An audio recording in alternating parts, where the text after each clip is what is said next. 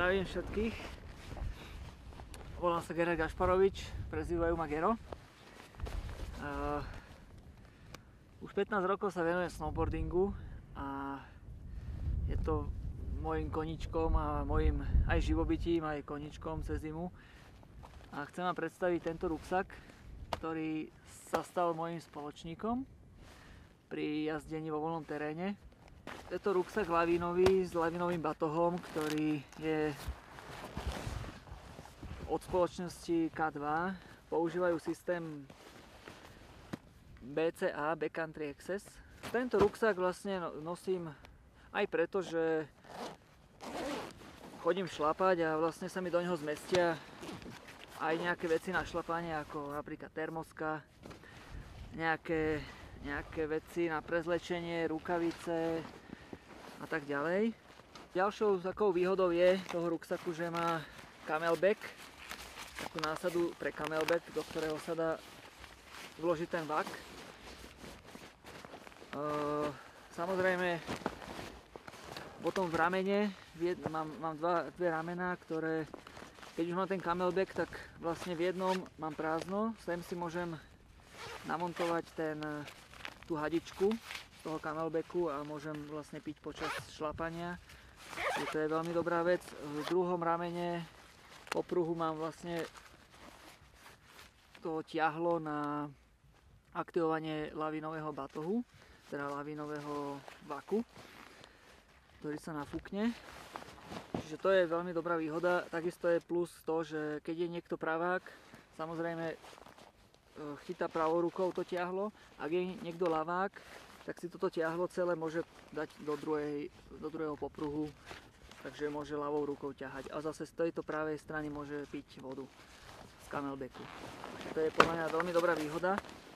Tuto máme bombičku, ktorá je vybavená kontrolným barometrom. Tá bombička je plniteľná.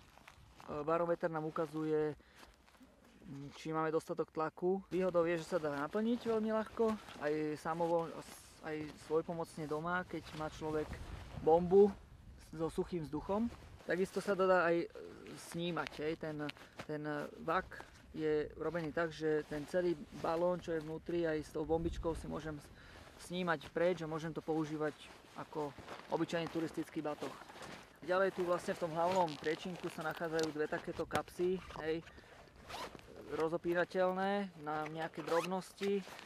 Tu takisto je jeden taký rozopínateľný na nejaké doklady, mapu, plus je tu taký jeden vačok, kde ja nosím nožík a šrobovák, poprípade nejakú repku. Keď potrebujem z vrchu otvoriť batoh, tak ho len rozopnem ľahko takto.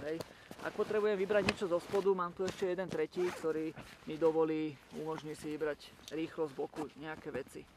To bol hlavný priečinok, kde sa uložný priestor. Potom je tu ešte jeden taký menší, ktorý má miesto pre lavínovú výstroj. To znamená, že mám tu sondu, ktorá je tiež veľmi dobrá, potrebná, samozrejme 240 cm. Ďalej tu používam lopatku, ktorá je veľmi dobrá, pretože sa dá veľmi jednoducho a rýchlo poskladať a je hotovo. Môžeme kopať. Je to tiež od firmy K2. Ďalej výhodou tejto lopaty je, že okrem lopaty môžem toto tu použiť aj ako čakan. Teraz vám ukážem, ako sa to ľahko dá prerobiť na čakán v prípade potreby. Toto sa sundá, ručku dáme preč, vložím si ju niekde tu. Ďalej tu mám takúto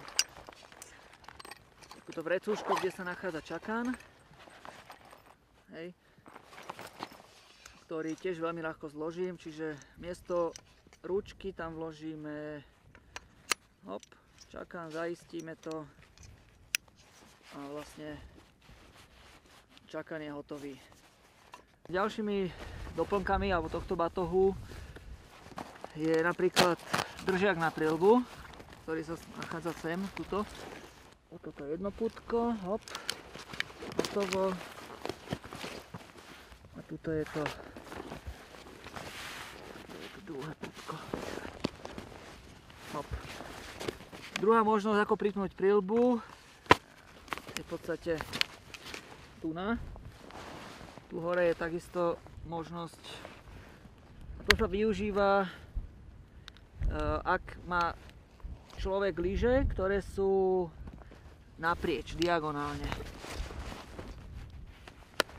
Čiže mám pripnutú prilbu, lyže si môžem naprieč diagonálne pripnúť. Ak má niekto dlhý čakán, tak sa dá schovať aj sem donútra. Tým, že tu na spodku je otvor na to, aby trčal dole. A to je pre bezpečnosť toho ABS vaku, pretože keby trčal čakán hore a nafúkne sa balón, tak by ho mohol prederaviť. Hej. Okrem čakanu sa dajú nosiť samozrejme aj paličky na šlapanie, ktoré sa pripínajú o tieto bočné popruhy. Hej. Z jednej z druhej strany je možnosť. Takisto obočné popruhy sa dajú pripnúť lyže na jednu na druhú stranu. A takisto je možnosť pripnúť lyže aj diagonálne. To znamená, tuto sa nachádza ďalší popruh schovaný, ktorý umožňuje pripnúť lyže diagonálne. Takisto je tam možnosť pripnutia snowboardu. Hop. Zatiahneme. Druhý popruh ochranné gumy na hrany. Je tu vačok na okuliare z príjemného materiálu, ktorý chráni sklo.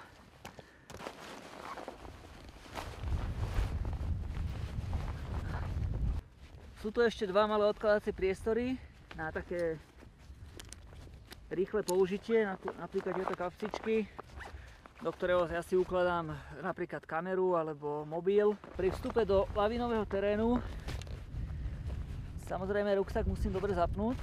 To znamená, že odtiaľto si vyťahnem ďalší popruh, ktorý si prevlečiem popod nohy medzi rozkrok.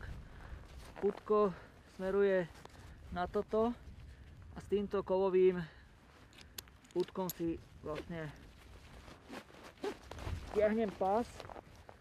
To znamená, že v prípade použitia lavinového vaku, aktivovania, tak ma toto pútko vlastne drží ten vak na sebe. Že bez tohoto by bola možnosť, že ten ruksak vám tá lavina vyvlečie z tela von. Ak by človek nemal tento popruh popod nohy, môže prípadne aj pridusiť na hrudníku. Používam ešte aj pips, ktorý samozrejme mám pod bundou, hej. Veľmi jednoduchý, trojanténový, takisto od spoločnosti BCA.